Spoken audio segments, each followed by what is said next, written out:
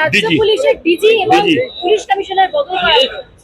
SP, DM, OC, আইসিও সম্ভব হলে বদল করা উচিত।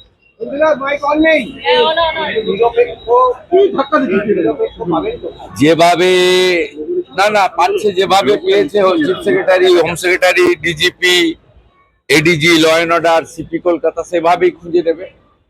মমতা বন্দ্যোপাধ্যায় কাদেরকে সাইড লাইন করে রেখেছিলেন, যোগ্য অফিসারদেরকে, সেই তাদের কাজে লাগানোর দায়িত্ব ইলেকশন কমিশনের। মমতার খুব কাছের পুলিশ অফিসারদের সরানো হলো, এবার কি চাপে পড়বেন তৃণমূল সুপ্রিমো?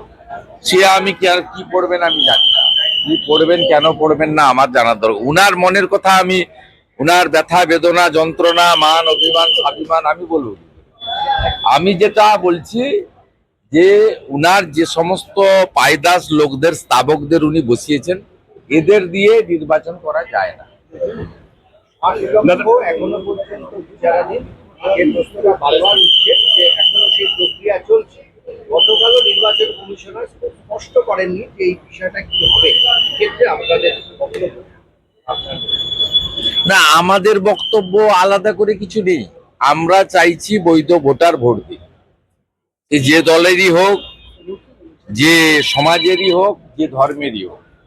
যারা ভারতীয় তারা ভারতবর্ষের একটি গুরুত্বপূর্ণ প্রদেশ পশ্চিমবঙ্গ, তার যে গণতন্ত্রের মহোৎসব অনুষ্ঠিত হবে 23শে এপ্রিল এবং 29শে এপ্রিল, তাতে তারা অংশগ্রহণ করুক, এটা চাই। বাকিটা সম্পূর্ণভাবে নিয়ন্ত্রণ সুপ্রিম কোর্ট করছে। তারা বলেছে সাপ্লিমেন্টারি লিস্টের নাম এসে যাবে, যারা জুডিশিয়াল অফিসার এবং আধিকারিকদের দ্বারা ঝাড়াই বাছাইতে তথ্য প্রমাণ এবং ডকুমেন্টের উপরে যাদের প্রমাণ হবে যা তাদের ভোট থাকা উচিত, তারাই।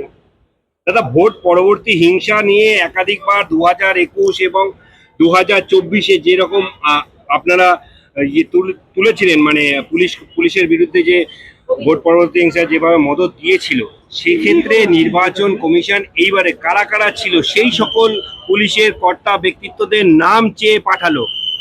ওদেরকে সরালে শুধু হবে না, ওদেরকে অন্য রাজ্যে পাঠাতে হবে।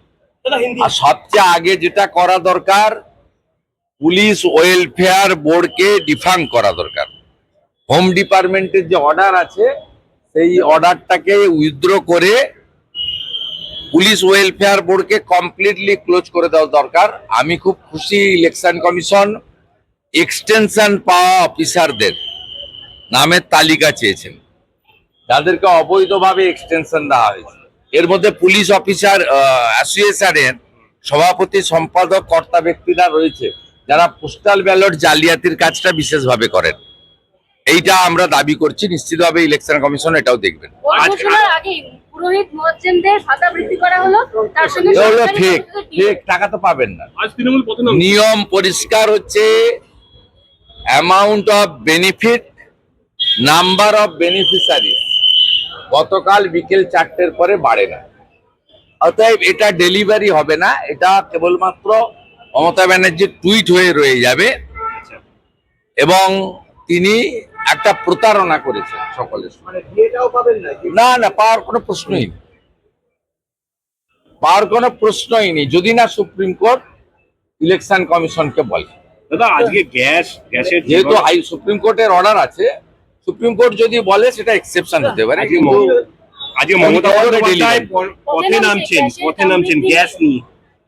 আমি অনেক আগে বলেছি, মমতা ব্যানার্জি এবং তার যে টিমকে হরমুজ প্রণালী পাহারা দেওয়ার জন্য পাঠানো,